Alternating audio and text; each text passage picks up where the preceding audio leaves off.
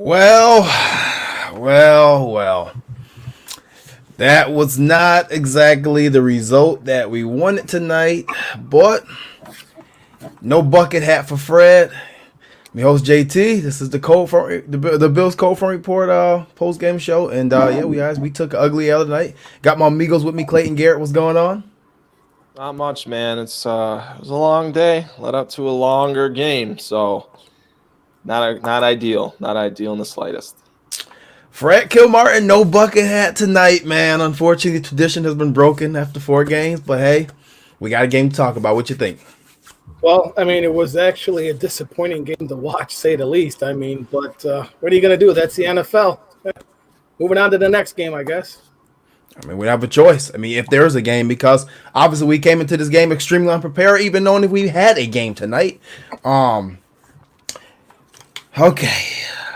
Woosah. Before we hop into this, because I want to stay calm.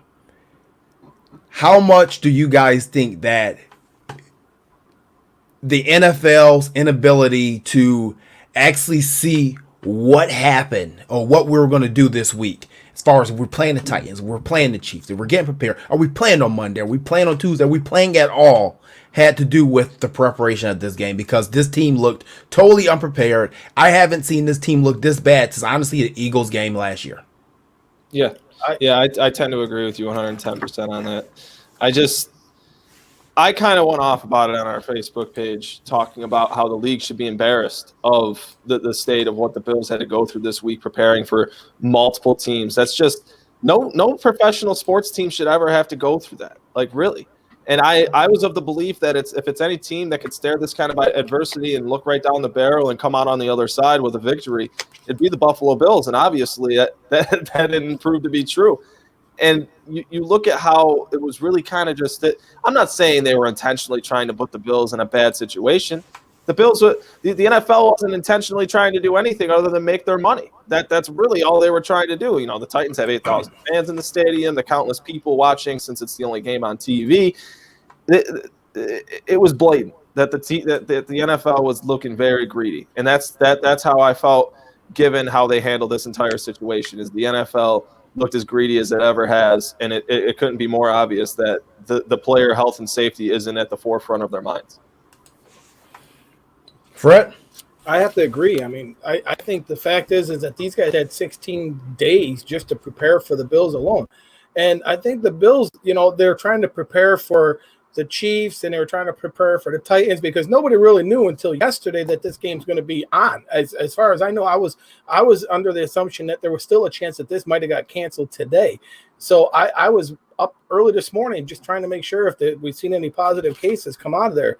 And for the Bills, it's kind of to see this team come in here and just look frazzled and unprepared. I mean, you knew there had to be something going on. To me, the only thing I could think of is that they were overlooking the Titans. Maybe they were under the assumption that they were not going to have that game, and they were more prepared for the Chiefs. But, again, it's the NFL. They make the choices when it comes down to it.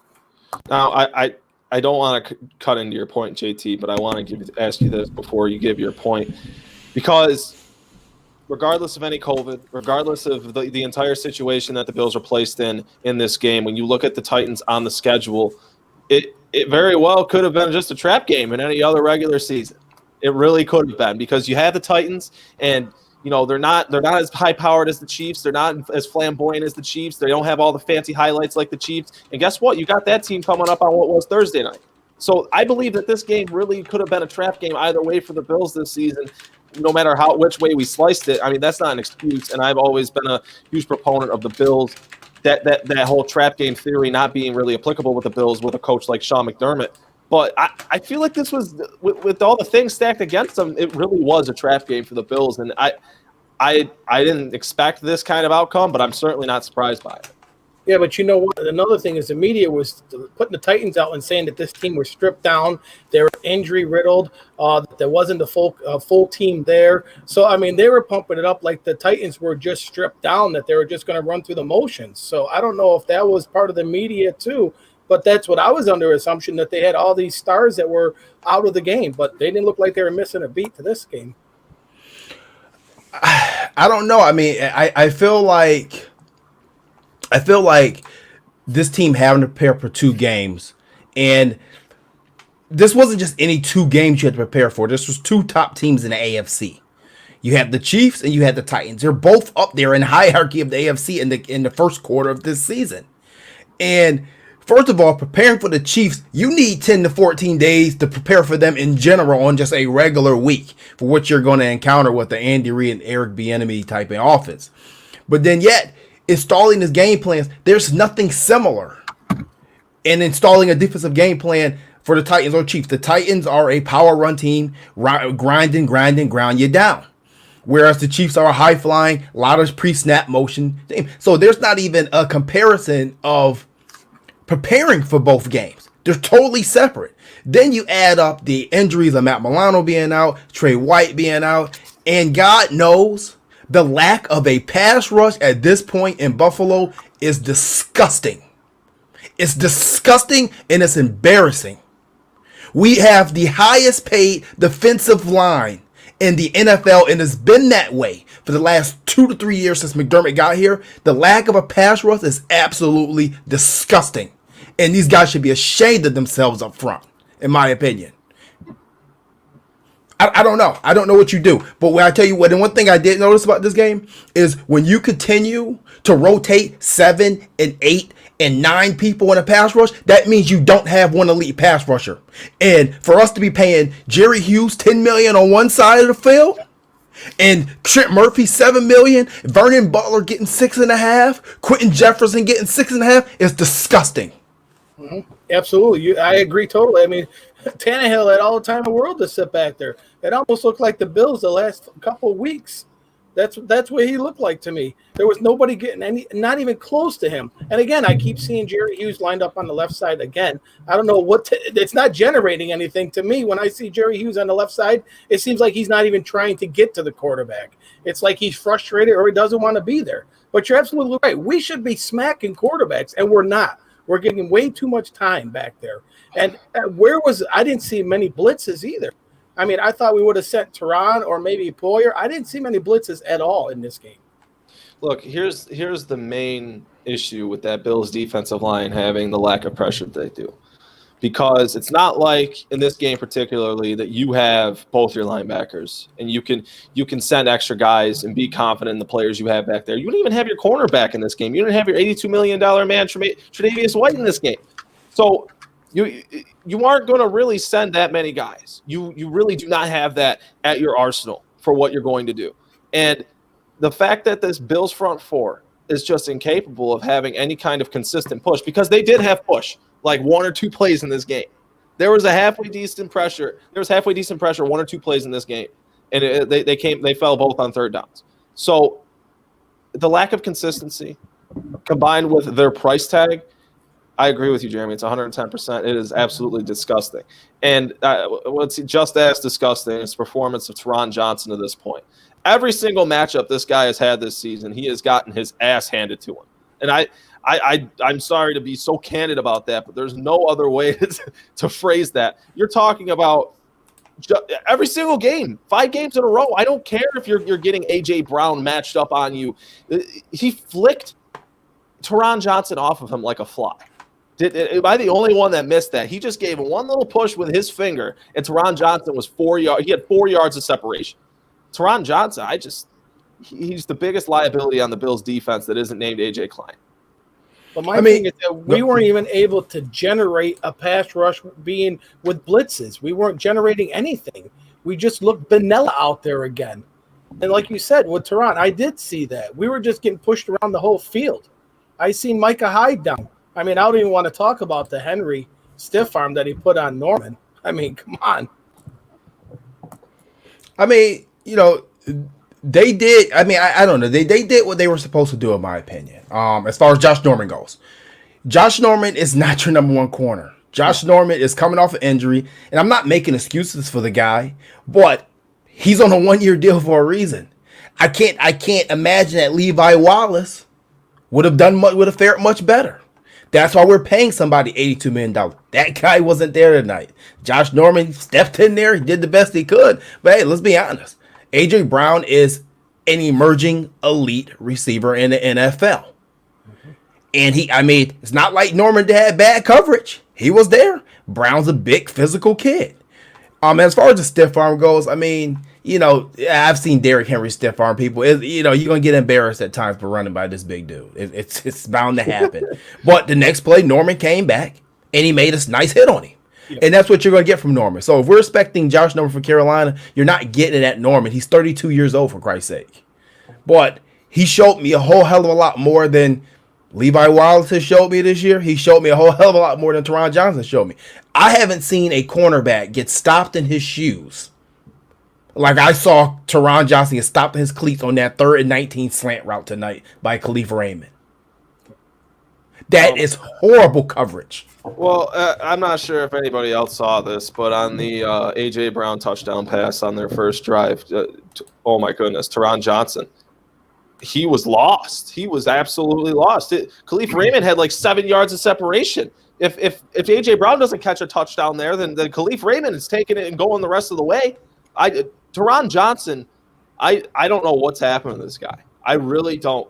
And it's not like he's shown excellence in coverage in the past. He's shown plenty of promise. He's shown that he's capable. He doesn't even look capable this season. He doesn't look like he knows what he's doing out there. It looks like he gets bodied by whatever matchup it is that he has, or he gets out physical, or he's just not athletic enough.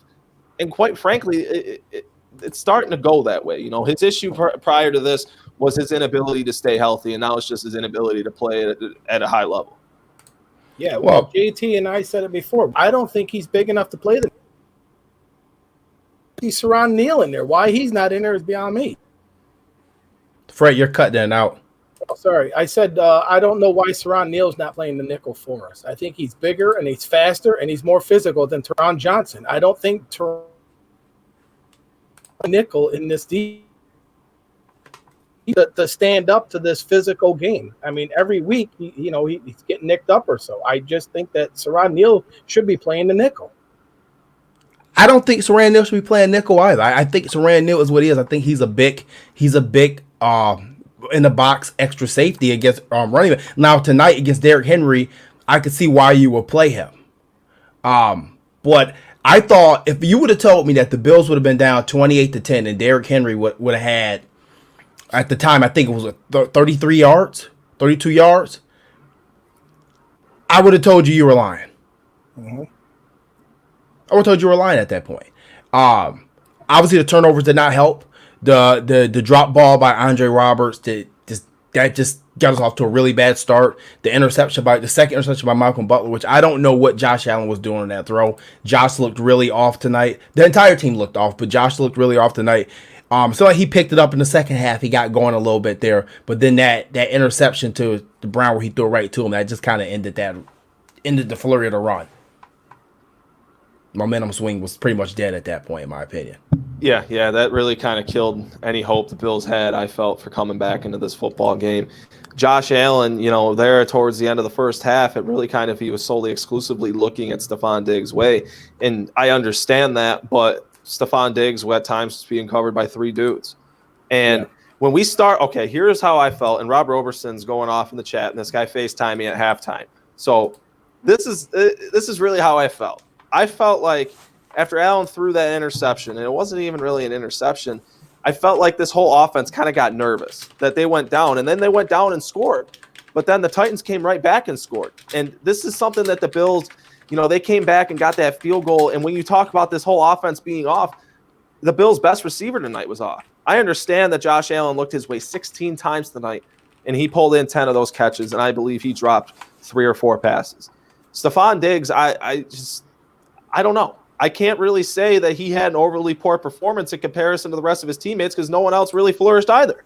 No one else had a good game. No coach, no player, nobody. None of this whole entire team lost tonight. Every single one of them are at fault. There's no excuse for any one of them to have the performance that they had. From top to bottom, this was just a dog shit performance for the Bills. Yeah, I mean, how many drop passes did we have? But the fact is that the Beasley wasn't really targeted until the second half anyways. That Josh Allen was just off. It just seems like the kid was off. Well, once he got that pick, I think he started trying to do too much. I don't think that Beasley wasn't targeted in the second half for a reason. This is the same Cole Beasley last year that when we saw against the Ravens, he wasn't targeted till late against the Eagles. When teams were allowed to put their number 2 cornerback on Cole Beasley, with John Brown being out tonight, kind of gets exposed a little bit. I'm just being honest. I mean, I'm just calling it for what it is. I'm just keeping it real.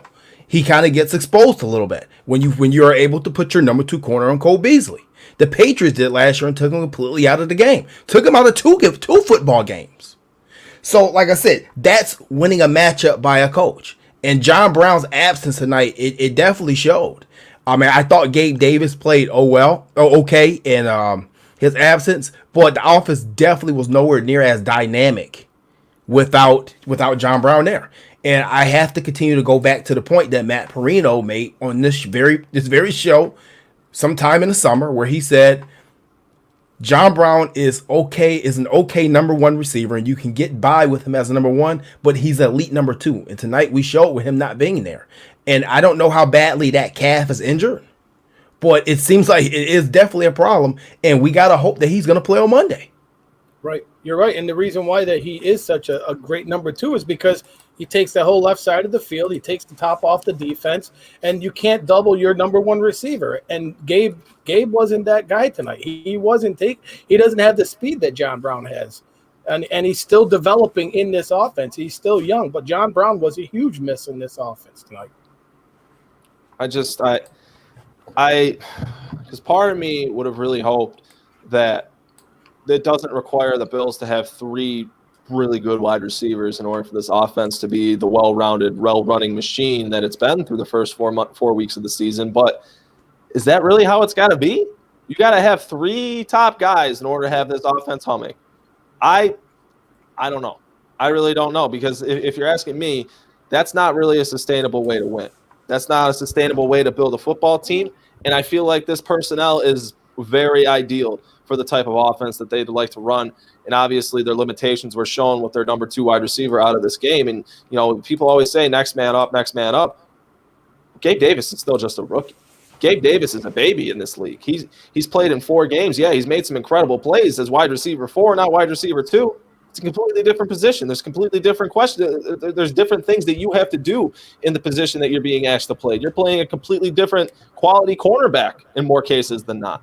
So it's concerning to me. It's absolutely concerning to me. I feel like this offense would have looked a lot better if they weren't missing just their number 2 wide receiver. If they had their number 2 running back, I feel like this offense would have had a little bit more depth to it. But, you know, the missing John Brown tonight, I didn't feel like it was going to hurt this team as much as it did. And obviously it's a huge concern for me, knowing that this offense, seeing what it looks like without having all 3 of those wide receivers on the field at the same time. But I also feel like part of it is just other guys not getting involved and not making the most of their opportunities.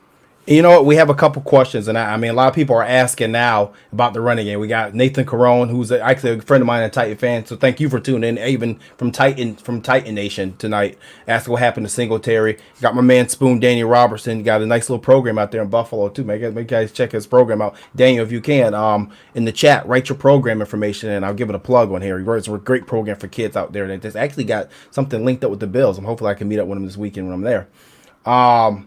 And Andre Robertson, Jesus, I don't get the name wrong. Rob Robertson says Dable don't like running backs, apparently. Yeah, I see, this is a problem to me. Once again, we've thrown the ball 40 times.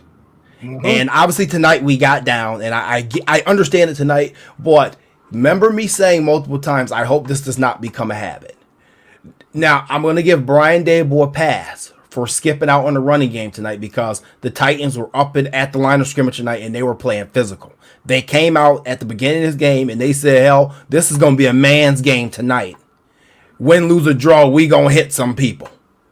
That's just the way it's going to be. And I think they took Devin complete at the game because of that. But TJ Yeldon, we've been clamoring and banging the table multiple times for TJ Yeldon. I'm sorry, TJ Yeldon is a player in the NFL that, as an offensive coordinator, if you cannot find a role for him in your offense, then you should not be an offensive coordinator because he's not a one-trick pony. You can use him in the passing game. Tonight we used him in the short yards running game, which I liked. I liked him better than I liked Zach Moss the first couple of weeks in the short yards running game. He was pass protecting very well. So going forward, I hope we have a spot for TJ Yeldon on this roster because we definitely should.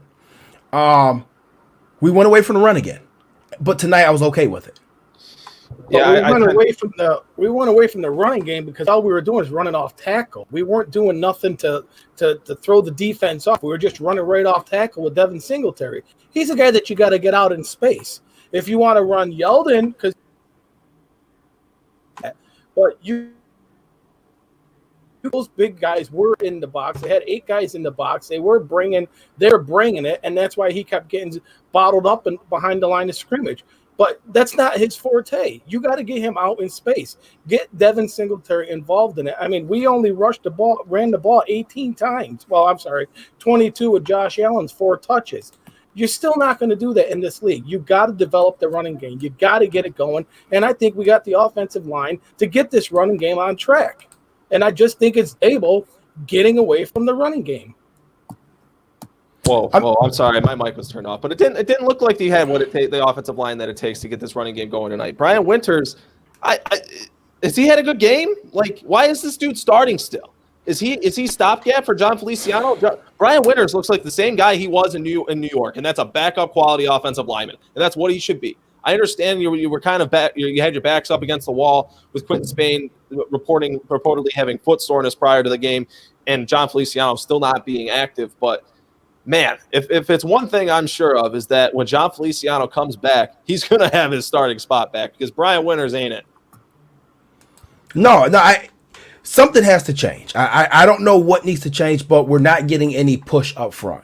And yes, John Feliciano is a name that we really need to mention because he's taking somebody's spot. I don't know what's going on with Quentin Spain. I don't know what the deal is with this situation. I don't know. It feels like we're in murky waters or something behind the scenes is going on or happening here. And obviously we ain't gonna get nothing out of one Bills drive because you don't get anything out of one Bills drive. It's just it doesn't happen. It's like pulling teeth. But they got to do something because this line has kind of lost their nastiness and we're not mauling people. And I don't know if it's because we are throwing the ball 30, 35, 36 times a game and they're not getting those reps because obviously again, we're missing the training camp, we're missing a preseason. So by coming out and throwing this ball 30 to 40 times a game, you're not getting those reps in the run game. And today I thought that the Titans came out and dominated. They didn't even have Isaiah Simmons. Well, you want to know something, though? The Bills were not even running to their strength. You have Deion Dawkins and you have Cody Ford and Mitch on the left side. We were running everything to the right side, right behind Winters. I don't understand it. But I can't say that Cody Ford is a strength at this point. I'm going to be honest. There has been nothing that Cody Ford has done in the last 2 seasons so far that I can say that anything he does is a strength. That's Justin Simmons. Sorry, I got that wrong. Is a strength at this point.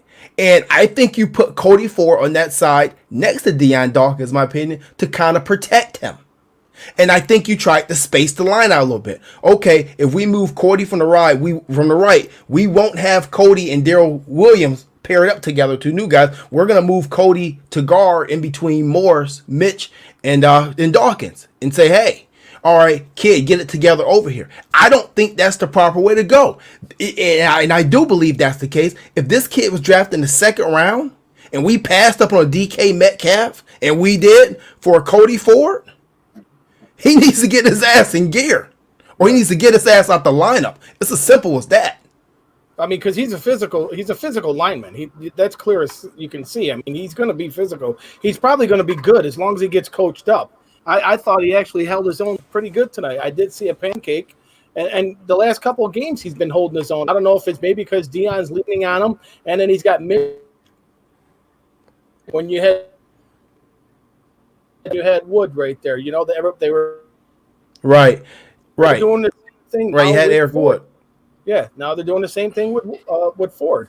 He hasn't been a liability since they moved him to the left guard. Okay, so I kind of see what Jeremy is saying because you're placing Cody Ford, who, aside from Brian Winters, is likely your largest question mark on that offensive line, in between your two best offensive linemen, that being Mitch Morse and Deion Dawkins. And Deion Dawkins got beat on one play tonight, but I can't really. That was more of a good play by Harold Landry to get quickly beat him on the inside. On a play like that, you either take the risk of flying inside, or you take the risk, or you're either going to go and get the quarterback, or you're going to take yourself out of the play entirely. So that was a good play by Harold Landry. But I see what you're saying about Cody Ford playing along the inside, and the uncertainty as to whether or not this guy is a permanent place or has a permanent place on this offensive line, or if he's just a guy, because there really hasn't been anything to really say that this guy is definitely going to stick on this football team for the long term. Now, do I believe that they're going to give him every chance to fail,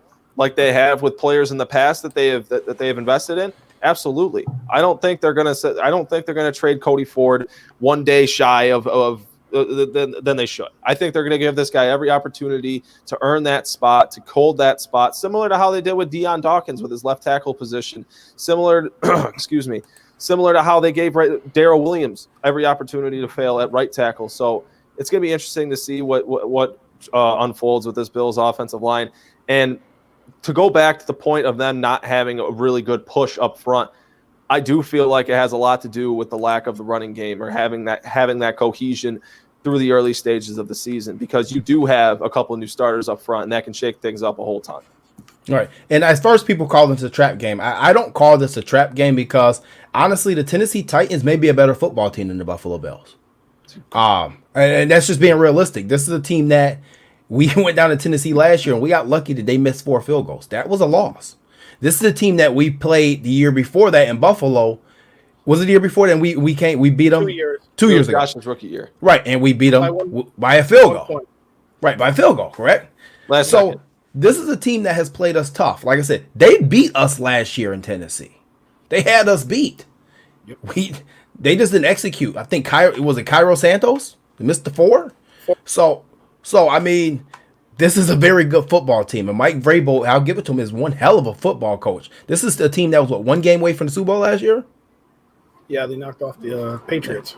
So this is a team that we may see again. So maybe this game was really good to play them. Instead, because we've seen it with Marcus Mariota. We never saw it with Ryan Tannehill. Yeah.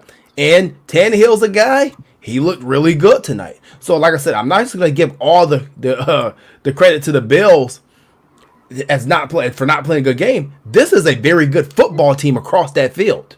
This is a very good football team that, at the end of the day, when the dust settles, they're going to be in the hunt right with Buffalo, right with Kansas City, right with Baltimore, hell, maybe with Cleveland.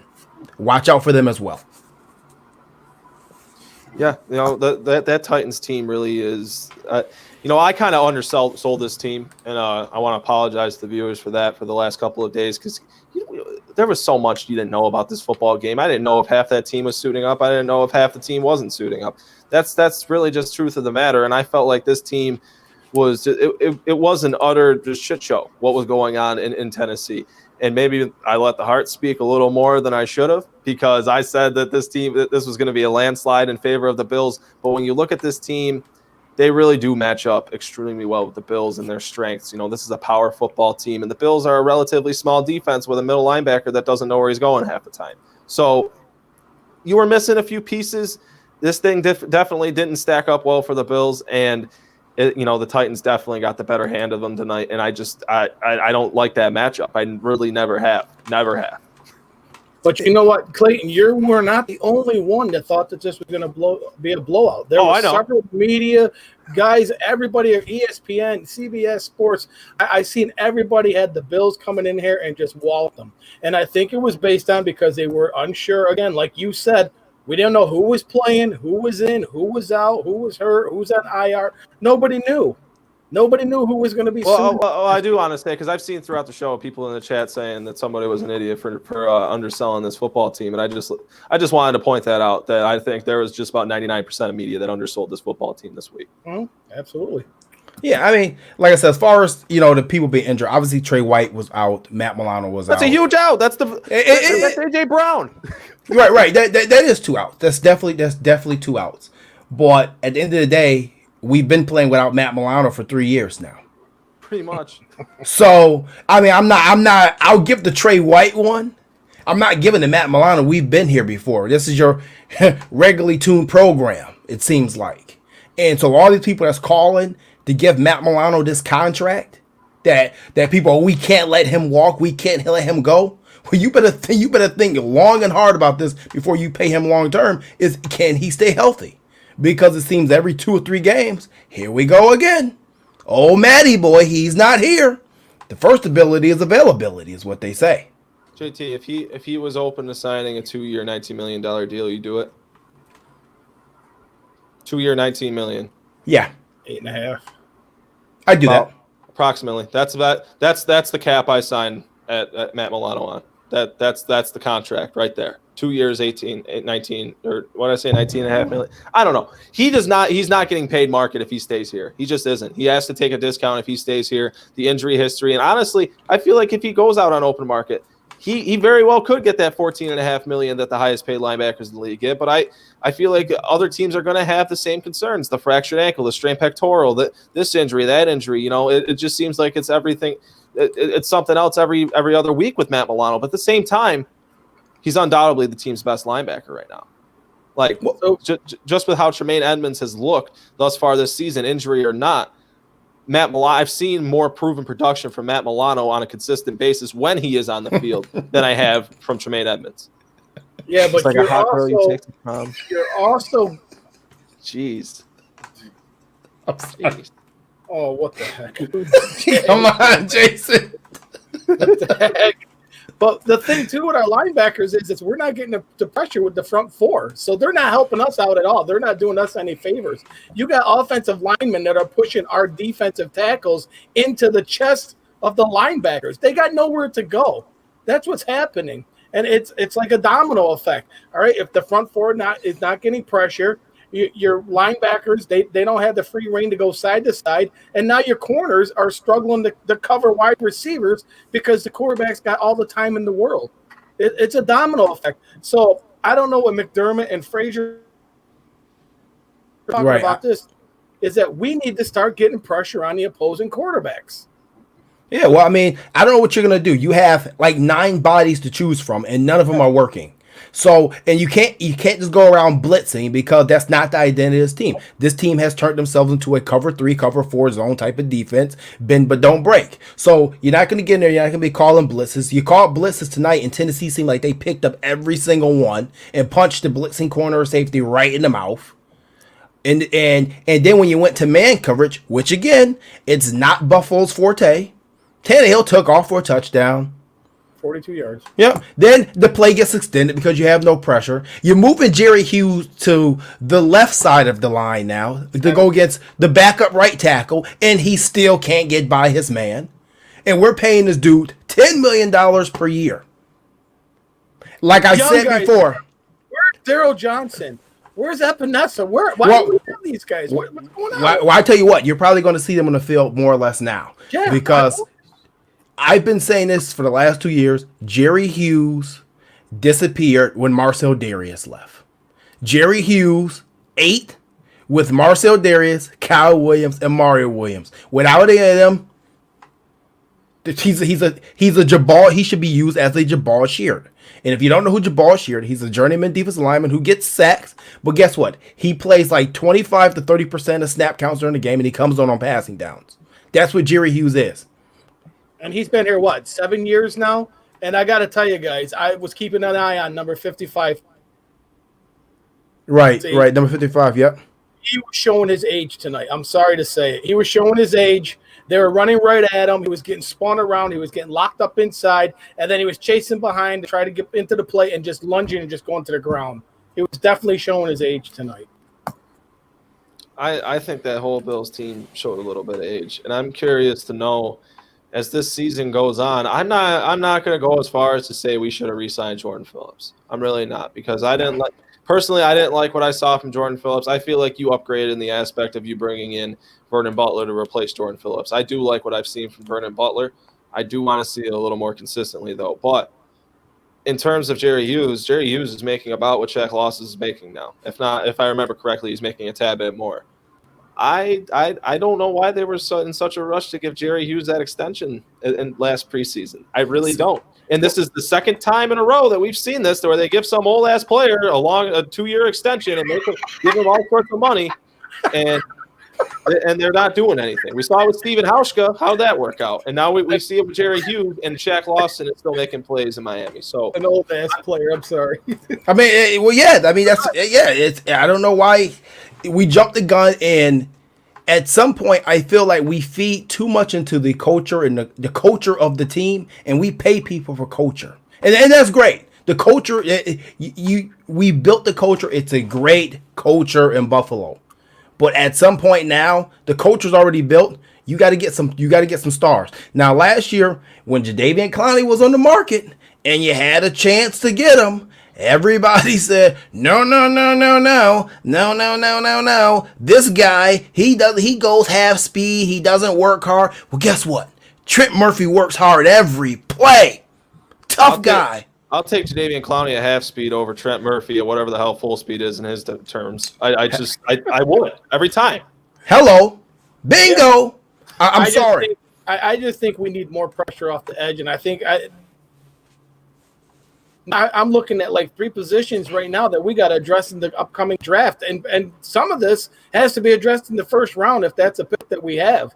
Because corner is definitely a need, linebacker is definitely a need, and we need edge rushers. We have 2 young edge rushers that have high motors, and they're just sitting on the sideline watching the old guys play. I don't get it. Daniel Bino says, per why so serious? We got Clowney.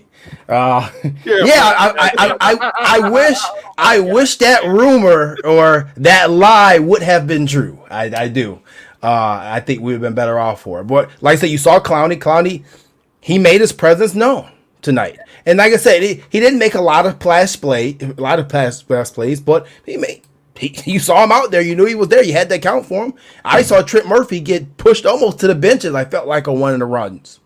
No, he was keeping contained, Jeremy. He was keeping contained over by the hash marks. He kept it contained. He kept it contained. He left a 7-yard gap.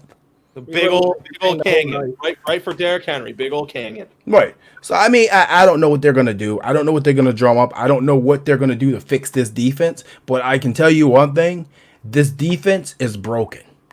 And, after the game, I've been getting razzed all week. If you guys been checking my Instagram by Antonio Cromartie. He's been just he's pretty much been on my case all week. I see the comment. You're scared. And the minute that this game in, Cromartie hit me up and said, "Told you so." Oh, geez. And he's right. So I asked him a question. I said, "Hey, you play an elite defense in New York. How long is that level of play sustainable?" And he told me. Let me read what he said. See what he said here. He told me that it depends on organization and how they draft and keep the core guys in the locker room. And he's right. It's about drafting. In reality, we really haven't drafted anything on defense in the last couple years.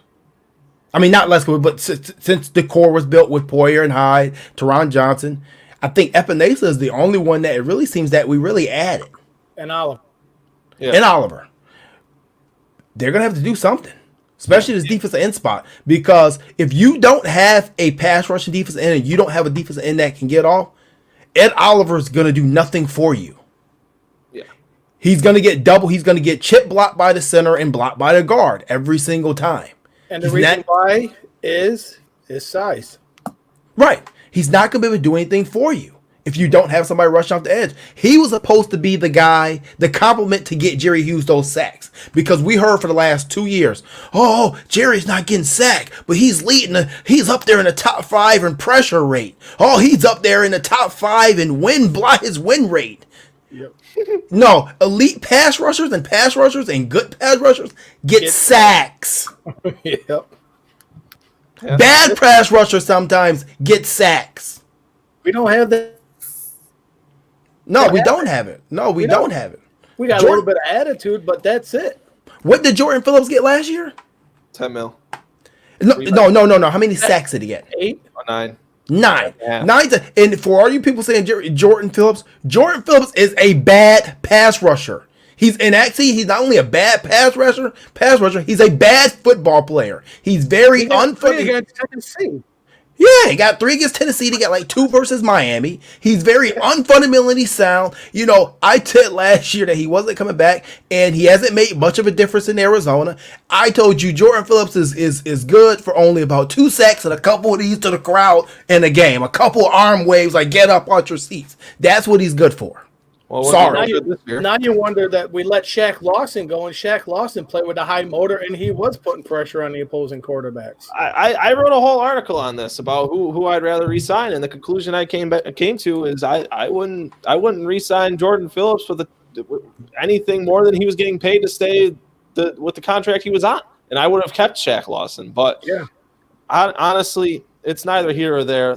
They signed players to directly replace them. I feel like they upgraded Jordan Phillips' position with Vernon Butler. I feel very firm in that.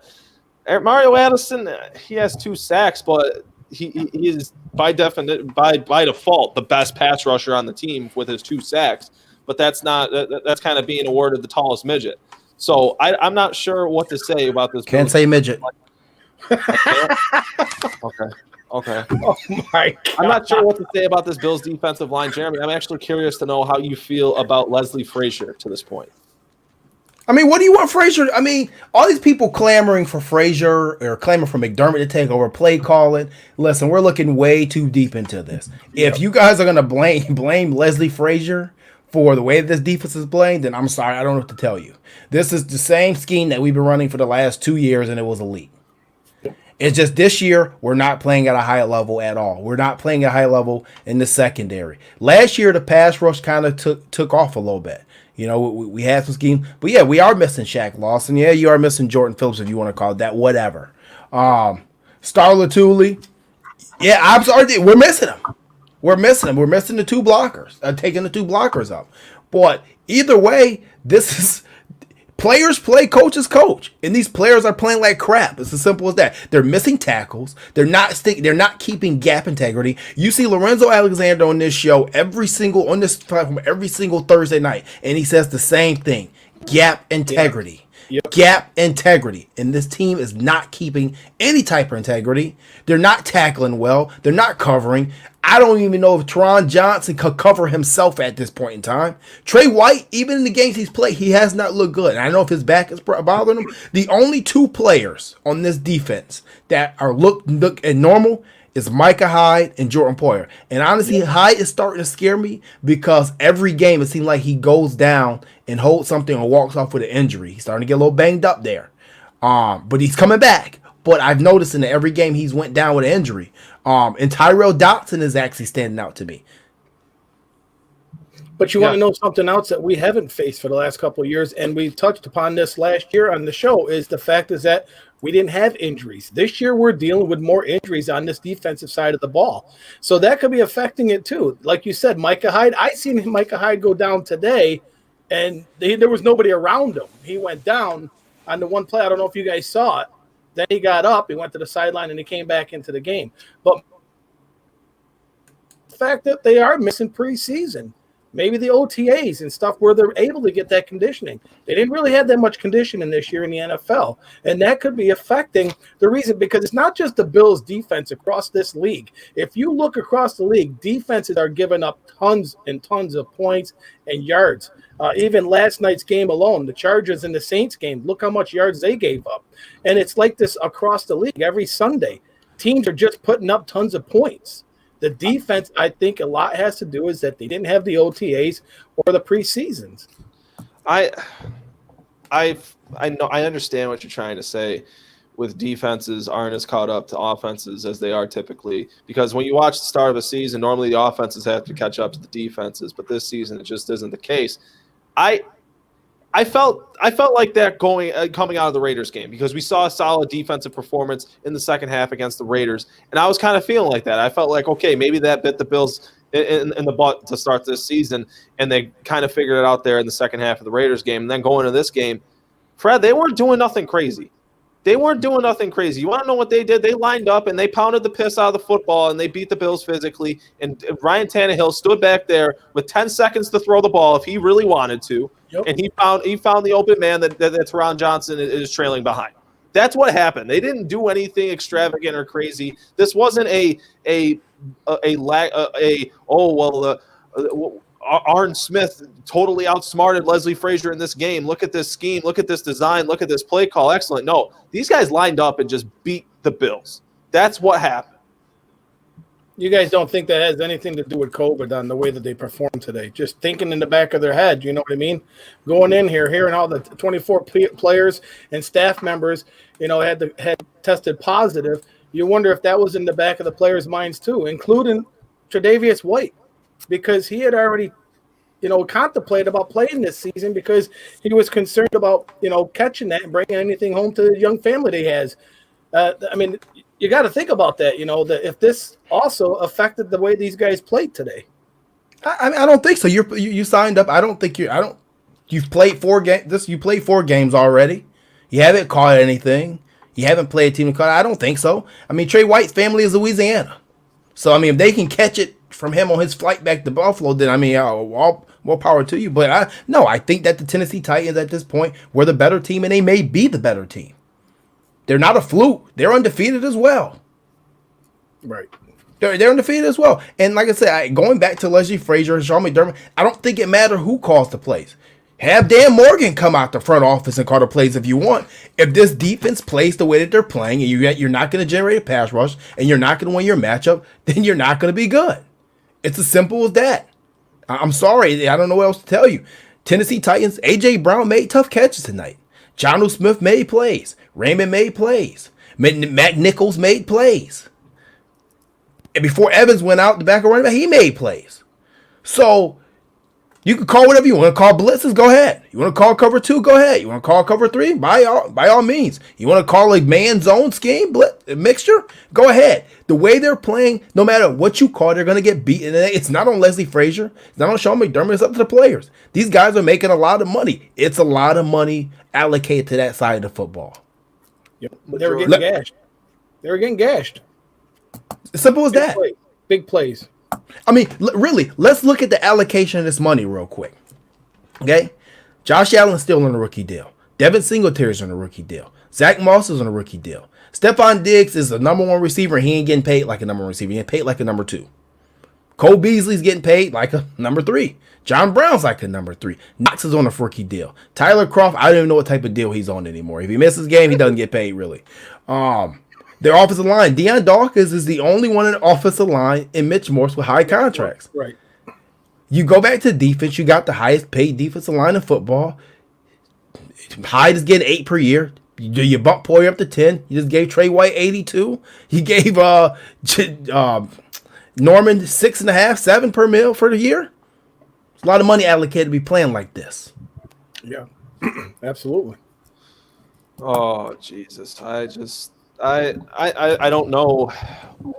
I don't know if there's a solution. Is there some sort of mid-season patchwork that you can do? Because I feel like we had this same exact conversation a whole 365 days ago after the Patriots game. We're only talking about wide receivers back then. Now we're talking about this defense.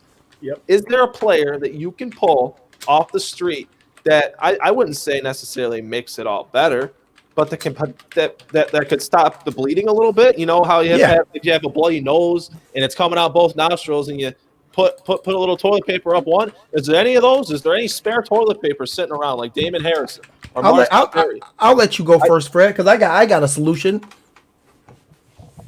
be quite honest with you, with everything that's going on with this COVID and everything, I don't know who's available, but I definitely would. What do you bring in? A DT? You bring in a linebacker? You bring in a corner? What position do you have that is important of need right now? I think linebacker. First of all, Darren Lee is 100 times better than AJ Klein. But first and foremost, AJ Klein's out there to play third string linebacker and special teams. And he was a big part in why that punt return went for however many yards it did. Oh my goodness, I don't even want to talk about AJ Klein, but go ahead, Jeremy. Who do you have in mind? Well, I'm trying to find the Bills cap space, and I believe they're probably at somewhere around. No, they're no longer. They were at 23 before that white extension and before that Dawkins extension. So they're not at that point, and I'm trying to find where they're at. And I don't believe they have much remaining cap space. I believe it's 18. It's 18. Is that you think that's where they're at? Are you positive on that? I'm not positive, but I'm looking it up for you right now. Okay. The name I would go get to fix this whole solution is J.J. Watt. That's the one name I go get to fix this whole problem that we have. J.J. Watt is your solution. You just asked me, do we need a D tackle? Do we need a defensive end? Well, you know what, damn it, I'm gonna go get one in the same. I'm gonna get J.J. Watt and I'm gonna line him up on that left side. I'm gonna get Trent Murphy out of here. I'm giving him to the nearest buyer. Maybe give him to San Fran or something like that. So people are getting hurt all across the place. I'm giving them up. Jerry Hughes, you can't get rid of him because your cap penalty is way too high for the season. You have to wait till after the season to move him. But I'm shifting money around. I'm moving. If I have to restructure a deal, then I'm going to restructure a deal if I have to. And I'm bringing J.J. Watt here into Buffalo for a third-round draft pick. And I'm like, J.J., unleash. You know what? Is it a big risk? Absolutely, because we know his injury history. But when healthy, J.J. Watt brings a lot to the game. And you want to talk about culture? You want to talk about core? You want to talk about locker room? Well, he's the right guy to have in your locker room. And I think he's getting to the end of his rope. And he wants to play some championship football. I'm going to get J.J. Watt. Sorry. You want a name? That's the name I'm giving you. Okay. All right. I found it. It's per over the cap, so take that with what you will. It's $5,427,000. Yeah. And J.J. Watt is at around $14 million for this season. And that's why I say you're going to have to move on from Trent Murphy. For J.J. Watt, I'm moving on. For J.J. Watt, I'm moving on from him. I'll cut Brian Winters too. I'll cut A.J. Klein if I have to. And I'm doing what I got to do. And I'm bringing him in here. I'm not rolling over any cap next year. Screw it. And the way the Texans are doing things down there right now, they'd probably let him go for a third round pick. Oh, what? I don't know. I don't know what you're paying for in a trade. What would you imagine? Third round. Third round. Why? What? It's still J.J. Watt. You don't get taxed. You're gonna get taxed for it. It's still Watt. We saw Watt. That's low. I think that's low. I think you're paying a second round pick, is what I'm saying. Well, no, not for his age and injuries. No, I don't think so. Right. And he's on a 1-year deal. You really got to consider when you talk about the price. He's on a 1-year deal. He already told them that he doesn't want an extension there. He said he didn't want an extension in Houston because he didn't deserve an extension. But we know what that means. He's trying to get up out of it. Was that before Bill O'Brien, though? That was before Bill O'Brien. So he's trying to get up out of there. All right, you have no general manager right now, technically. Your owner passed away the other year. Your coaches got fired. You traded DeAndre Hopkins for a running back with bad knees in a second-round pick. All right? I think you be gracious to someone to give you a third-round pick for J.J. Watt. And I think Buffalo should be the team to do it. Okay. Figure it out. Okay. I'd say J.J. Watt would solve a lot of problems. I'd sign up for it. I don't know why everybody doesn't like that idea, but gosh. I mean, if you had an opportunity to get J.J. Watt for a third-round draft pick, you got to go get him. There's no doubt in my mind. You have to. And right now, this defense is missing someone to spark a fire in the rest of these guys. And who else could do that but J.J. Watt? This dude's got a motor. He's a motivator. If you got J.J. Watt, you change the complexion of the entire defense by upgrading that defensive line, and you can get pressure with your four now, and that you have your identity back as a defense. So yeah, I'm on board. I don't care if you're paying a second round pick. I don't care if you're paying 2 draft picks. Go get J.J. Watt. Why not? And we said the same thing about Clowney. You get someone that's like Clowney and a J.J. Watt on this defense, you change the whole defense. Right. I mean, like I said, me and James Mallard, we have been talking about that for weeks, about a player like that, and I'm in my head. That's the player that matches what they have here. He matches the locker room. He matches the culture, and to me, he matches a need because you gotta remember if you put J.J. Watt in left end, and this is what me and Mallard were talking about. Was which position does Watt play in the 4-3? And I thought it was DT, but then he said no, he still plays in the 4-3 defense. And I said, you know what, you're right. He does play 4-3 in DD in the 4-3. But if you switch Watt out with Trent Murphy, you switch Trent Murphy out with Watt, not only do you get stronger versus the run, but you definitely get a whole hell of a lot better against the pass. Yeah, somebody can set the edge for you. You're going to have that guy. You're going to have somebody to set the edge. Right? Not just set the edge. He's going to dominate the edge. We saw him beat Cody Ford up with a half a chest and one arm last playoffs. Yep. And listen, look at what Khalil Mack is doing for the Bears. Just one guy, what they do for a defense. That's what it is. And we're missing that. It goes back to Clayton's point where when the Bears traded for Khalil Mack, even though the Bears had a solid defense to begin with, it changed the whole complexion. Yep. You have to game plan for J.J. Watt. At this point, I don't think anybody's game planning for any of these guys we have up front. Nope. I don't know. Trent Murphy scares me. Oh. He's a good 7 sacks in 14 games against some of the worst offensive lines in the league. Where's that stat now, huh?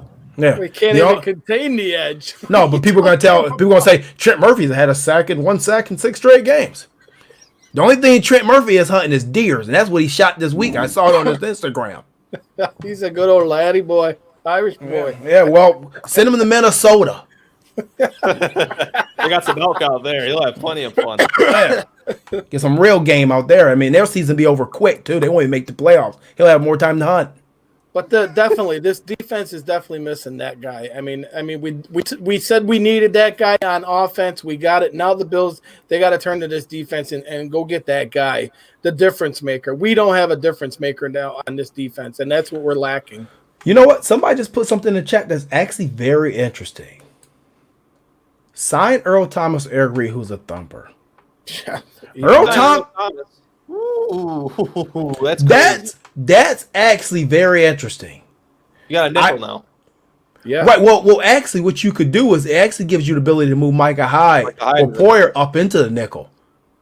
Well, you could play Poyer right now. You're playing him close to the line. Now you just keep him there. To be honest with you, I would rather see Poyer there than Hyde. That actually would Poyer's not be more a bad aggressive idea. than Hyde, I think. Right. That actually is not a bad idea. Apex always has great ideas. Another guy. Hey, you know what, guys? Let's keep it going. Put some suggestions in the chat because that's a good one. There's another one. Tommy says Miles Jack, the linebacker from yeah. Why not? That's a good one. He's another one that's looking to get out. Everybody's looking to get out of there, but the only person that's looking to stay is Gardner. He's trying to get that franchise money. I thought there was a rumor earlier on that Miles Jack and Buffalo were talking something. I know, but I'm excited because I remember when Miles Jack came out, he was injured and everyone was writing him off, but he ended up paying the turn to his stuff. Those were built in Buffalo guys. They don't need damn sources. They lied. Just making stuff up. I got excited though. I don't know. It was it's going to be very interesting here. Like I said, the sky is not falling. No, okay, the sky is not falling. But we've been saying for a couple of games now. Hey, this defense is having a couple problems here. And what's going to happen if this offense can't score in a game? And tonight, I mean, hell, even if the offense scored 30 tonight, we still would have lost. Yeah, so it really piled on at the end. That was not that. That's probably the least amount of fun I've had watching a football game, in a long time. Like I even had more fun watching the Eagles game than this one. Especially that you waited all day for this game. You know what I mean? Like I did. It was a big disappointment. It really was. Tuesday, I didn't have to really wait around. It was a nice Tuesday. I had to get up and go to work and do a regular life schedule and then come home and watch a football game on a Tuesday night. And I'm pretty sure Monday would be great at 5 p.m. That'd just be awesome. Shout out to all you West Coast people who will be 2:00 when the 2 p.m. when the game's on in California for the Bills Mafia in California. That's just awesome. Just great. Call out of work. Everybody call out. Have a walkout. Oh, we got another couple. We got a couple other ones. Let's see. Kenny says I called Atlanta about Deion Jones and Keanu Neal. Deion Jones would be a very good pickup as well because when you think about it, he can move to the outside, making him elite, and he's a great cover guy. Yeah. I'd like Deion Jones. I'd feel like I don't know because that Falcons defense really gets ran over a lot, and I feel like Deion Jones and his lack of size has a lot to do with that. And I really don't want that to just be the theme for the Bills because every time we have to play a Derrick Henry, every time we have to play one of these hard-nosed teams, and if we have to play the Cleveland Browns down the line because that's a team that has that sort of identity now as well. I get a little nervous. I feel like we need to have a little bit more size in the linebacker position. I really do. Like you have to find that balance to have the size but not have the drop off in athleticism. And I feel like Miles Jack in this case would just be the ideal fit for the Bills defense if you could pull that off. Right. But they definitely got to make a move. I mean, I don't think it's too late. And we've seen teams in the past before bring in players on defense and taking them all the way to the Super Bowl. You just need that one piece, just that one person to come in, motivate that defense. Well, I tell you what, and thinking about Deion Jones, and I'm thinking more about this now because this makes a whole hell of a lot of sense. Although, for the Falcons to make that move, it's definitely going to cost them about $21 million in dead cap to make that move. So I'm not sure if they would even be willing to do that, but it seems like they're going to go through a full rebuild. They may not even care. They may do what the Brandon Beane did when he first got here and just start getting them on the chopping block. Right. Just take the penalties at one time. But speaking of Deion Jones, if you did do that move, you honestly could at the end of the season maybe let Milano walk, slide Dotson into that weak side linebacker spot, or Sam, whichever one you do, and have Deion replace Milano. And you're actually taking, even though his salary is still kind of higher, you're taking the cap or the bonus money out of the deal. Because his base salary increases, but his base salary is 8.2, then 9, and then 12. And 12 doesn't hit to 2023, and he's only 28 years old at that point in time. Yeah, there's a quick fix right there. Timothy Klein. Why don't we reach back out to Alexander? You talk to him every Thursday, see if he's ready to I talk to him every Thursday, and I talk to him tonight too. It ain't happened. Zoe is happy coaching flag and helping with the high school.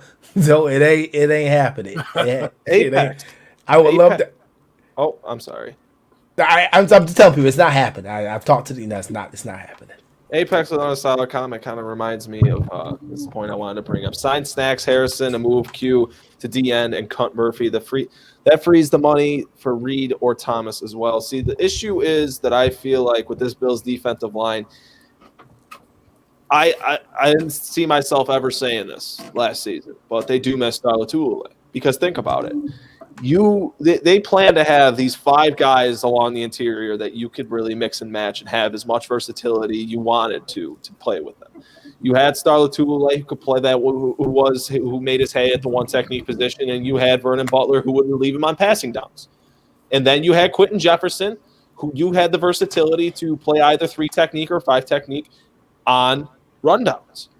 And we're really seeing this Bills defense struggle, I feel like, is because of the lack of their versatility, because they don't have the personnel that they plan to have. And now you could say that's an excuse. I'm not necessarily making excuses for them rather than logical reasoning as to why this Bills defense isn't performing to their expectations. And I think it's just because they don't have the pieces that they plan to have. And I don't think any of us really realize how critical of a piece Starla was to the interior of that defensive line as he really is. Okay. Well, we got a question here from Jimmy Stevens, and I think this is a very important question, and I think I have a very good answer to this question. What do you guys think of the Le'Veon Bell situation? Then we're getting ready to wrap it up. Ray Cruz asking about the same thing. Fred. What do we think, Fred? What do you think about Le'Veon Bell? I would definitely take a shot at this guy. Why not bring him in? Because you know what? The Jets releasing him like they did, he's going to be hungry. He's going to have a chip on his shoulder. And he's still got a lot of miles left. I mean, I know the issues that the Jets were having. We know the issues that they're having with the offensive line. You put an offensive line in front of this guy, you just change your whole dynamics of your offense, bringing in a stud guy like this. I'm all for it. Personally, I'd love it. I would. Don't get me wrong. I'd love to see it happen. I think you add an entirely different dynamic to this offense. Do I think he's the same player he was in Pittsburgh? No. Do I feel like he'd be closer to the player he was in Pittsburgh behind the Bills' offensive line compared to the Jets' offensive line? Yes, I think he'd be closer to that player, but you're not getting the exact same player. But also, at the same time, you just drafted 2 running backs in the 3rd round in back-to-back seasons. Are we really going to bury Zach Moss, 3rd string on this depth chart, before he even gets his 10th carry in a Bills uniform? I really just – it doesn't – in terms of roster building and the financials as well, and not to mention the numerous holes that we've spoke of throughout the duration of this show on the defensive side of the ball, I just don't think it makes sense for Le'Veon Bell. I'd love to see it. I'd love to see it happen. I think you'd add a little bit of juice and a spark to the offense. I just don't see it as practical. I'm going to say no. I even if I could do this move, I would not do this move for Buffalo for 3 reasons here. First reason is I don't think money is the issue with this, because, I mean, when a guy get cuts like that, he's not getting top dollar. He's probably getting a 1 year, $2 million, $3 million deal. That wouldn't be a problem for us to sign that. But first reason is this. You got to think about Le'Veon Bell's running style. Okay? If you're not used to his running style, it's a reason that the Jets can't block for him. It's too patient. It's too slow behind the line. It's very unnatural. And when he was in Pittsburgh, that line blocked him for 4 years. They knew how to block. They could be patient with him. He won't fit here. 2, you have to think about the culture and the core of this team. Now, I've always been on record saying that, hey, good football teams have a lot of good apples, but can have and nurture some bad apples. I don't think he's a bad apple that's going to be nurtured. I mean, I think this is a guy who took a year off football personally, not because of his contract dispute, because he just wanted to take a year off football and go do his rap album and all that other stuff. I question his desire to play football. This is a guy 4 about a month ago that bashed Jamal Adams for getting out of New York. And now you pretty much just disgruntled your way out of there within 48 hours. Okay? So 2, that's my reason. 3, I go back to Clayton's point. There's nothing wrong with Motor Singletary. He's a dynamic back in this league. He can be a dynamic back in this league for years. He's shown it when given the opportunity. Mm-hmm. The problem is he's not getting the opportunity to do that. He's not getting it this year. And he didn't get it enough last year either. So what the hell we're going to bring in Le'Veon Bell for if we're not running the ball anyway? If we're going to keep throwing this ball around the yard 35 to 40 times a game, then, I mean, what's the point? And the last reason really is because I think that he's going to New England. Probably. I think that's the perfect fit for Le'Veon Bell, and I can honestly see it happen. There's 2 moves here. New England they're not going to go out without a fight. Bill Belichick is going to try to prove he can win without Brady, just like Brady's going to try to prove that he can win without Belichick. Belichick has 2 cards that he can pull right now that if this Buffalo defense stays like this, we will not win the AFC East. Because the 2 moves, you can easily sign Le'Veon Bell right now for a 1 year, $4 million deal, which the Pats have the cap space. And move number 2 is you can easily trade a mid-round pick for Zach Ertz. Those 2 moves right there completely changes the dynamic of the Patriots offense. And we have 2 late season matchup versus them. Here's the thing, too. What about a running back that's not getting the opportunity? You think they want to stick around? Well, they're young. They're on rookie contract. They just have to shut up and sit down. It doesn't matter what they think. Yeah, I'm just saying, though. I mean, but when that comes up, I hear you. No, you're right. But Philip Lindsay has to shut up and sit down right now. He was a Pro Bowl back. You're in a rookie deal. You have to shut up and sit down. You don't have an opinion. That's it. We know what Motor can do. He's just got to have that opportunity. We got to give it to him. Yeah. So, I don't know. I mean, that's our thoughts on the Jets situation. I mean, other than that, guys, final thoughts is we've been on for an hour. I mean, think we've calmed down. Right down, it's midnight here where I'm at. Good now. Good to go. So, Fred, final thoughts? Yeah, I mean, it's not the end of the world. I mean, the Bills lost. It's only week 5, so we got a lot of time to turn this thing around. Hopefully that they were just overlooking this team, and I'm hoping that they're well prepared and ready for the Monday night game against the Kansas City Chiefs. So stay positive. Yeah, it was a long week leading up to this game. I felt like I was talking about the Titans for 4 months leading up to this game, and I was really, it's been a bad taste in my mouth. So it's going to be great talking about something else this week as we lead up to the Kansas City Chiefs. Jeff Uvino and I will be going live with the Overtime Podcast Saturday this week at 8 p.m. giving, the NFL loves throwing content creators through loops. I'm sure everybody in Bills Mafia feels the same exact way. I don't think anybody will have a normal schedule for at least a month, but we'll be going live Saturday, 8 p.m. We'll be talking about this Titans game maybe a little bit. That's a little late into the week to be talking about this previous game still, but we'll definitely be hitting anything and everything with the matchup with the Kansas City Chiefs leading up to that Monday night performance. Don't miss Jeremy going live with Renzo, I believe Thursday night. Yeah, we're going to go regular time Thursday. Okay, regular time Thursday. And then I'll be actually in Buffalo this weekend roaming around. Get me some wings or something. I gotta get some food. Get this bad taste out of my mouth. Get me some Novas or something. That's a plug. Hopefully they'll sponsor us. But yeah, no, I mean, guys, it is one game, and I get it. You know, the sky is not falling for one loss, but there has been some habits forming on this defense that are not good, and they need to get those rectified. I don't think it's the play calling. I really don't. I know that people think that Sean McDermott was this excellent defensive coordinator. And he was good. Sean McDermott was a good defensive coordinator. All right. He's not one of the greatest defensive coordinators in the history of the league. And I think him and Leslie Frazier for their careers have been on par with each other as far as defensive coordinators, in my opinion. If you don't believe me, you go look at the numbers. I researched them myself. You'll be surprised to see what you find there. But the sky's not falling. But we do got to get more physical on both sides of the ball. We got to get back to the mauling. Hopefully, John Feliciano is back soon. I don't know what happened when John Feliciano comes back. I don't know if Quentin Spain's getting back in his line. I don't know what's going on with Quentin Spain, but I do know if Quentin Spain brings physicality. I know John Feliciano brings physicality and attitude. So on both sides of the ball, we have to get more physical. Josh Allen, I thought tonight he showed me something more. Obviously, this was not the game he had the first 4 weeks of the season, but he showed me that he was resilient again, and he almost got this team back into this game. Cool the Jets. We got the Chiefs coming up. It's gonna be a tough matchup. It's a matchup I think we need to win. We may not win it. I don't know. Tough team. We'll see what happens. They're beatable. Everybody's beatable. That's right. Everybody's beatable. So any given Sunday. Hopefully we get back healthy this week. Trey White, I think Milano's going to be gone for a couple weeks. I think they're hiding it, so I don't think we'll see Milano for at least 3 to 4 weeks, personally. On that, surprised they didn't put him on the IR. Yeah, well, I think they're hiding something. That's it. I think they're hiding something. But hey, guys, I want to thank everybody for tuning in tonight and joining us this late night. Hopefully you guys could get some sleep. It's gonna be hard for me to sleep tonight. I'm not gonna lie. Like I said, Clayton will be live. What'd you say? Wednesday? Tomorrow? No, tomorrow night. So Saturday night. Saturday night. I'll be going live Saturday night. PM. What day is it? It's Tuesday, right? The schedule got all messed up. I don't know what day it is. Technically, it's Wednesday. Messed our day up too. We're up a little late tonight. Right.